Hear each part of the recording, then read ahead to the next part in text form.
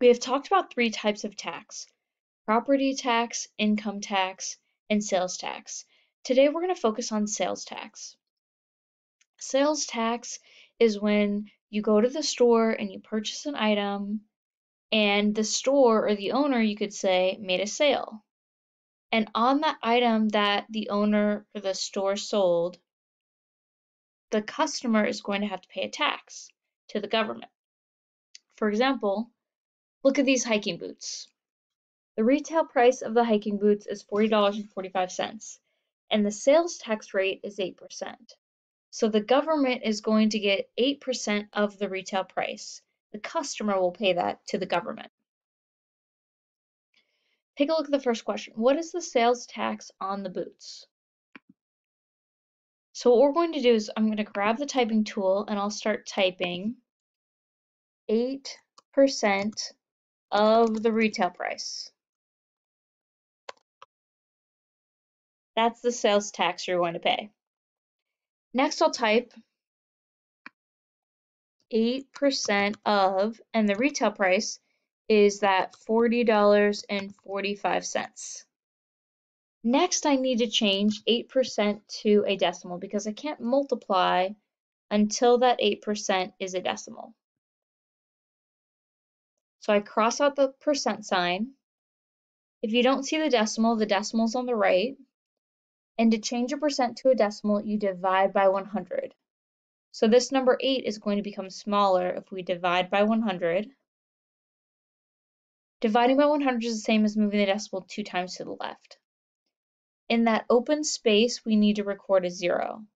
So 8% is the same thing as 0.08. So now I'll go ahead and type that over here.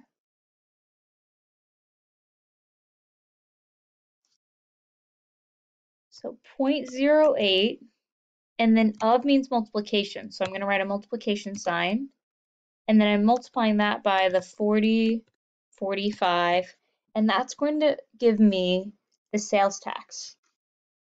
So now I'm going to go ahead and go to the NC Test calculator. I gave you this link to get you ready for the EOG. I want you to start using this calculator and getting familiar with it.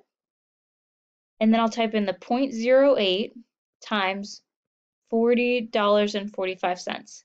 If I would have written it the opposite way, I would get the same answer.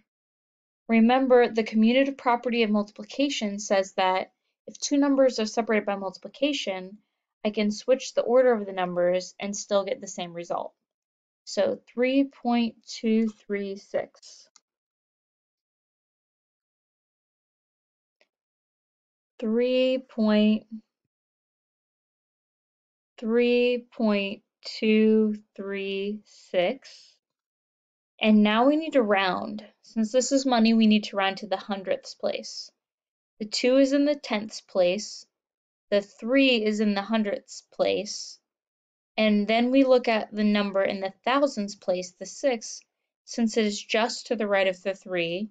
The 6 decides whether you keep the 3 a 3, so it'd be $3.23, or if we go up by 1 cent to $3.24.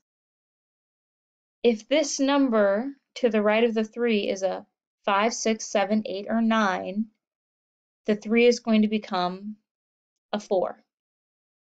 So that's what happens in this case. We get the sales tax to be $3.24.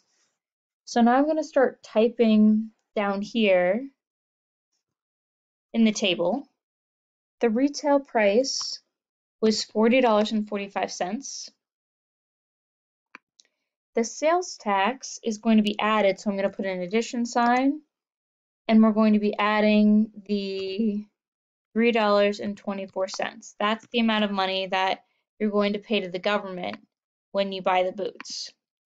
Now I'm going to line up the decimals because when you're adding with decimals, they need to be lined up. The decimal needs to be lined up. And then I'll draw a line underneath this. Oops, didn't mean to do that. Let me try again.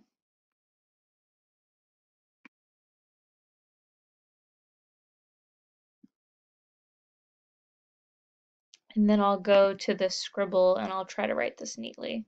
You can use a calculator for this. You're allowed to use your calculator, but I'm going to go ahead and just add these together. 5 and 4 gives us 9, and then 4 and 2 gives us 6. Bring down the decimal. 0 and 3 gives us 3, and 4 and 0 gives us 4. Don't forget the dollar sign. We want a dollar sign on each one of these. So we are not going to pay $40.45 for the hiking boots. We are actually going to pay $43.69 because $3.24 has to go to the government. So you're always, when you're buying items, pretty much always, you're paying an extra amount, a tax, to the government.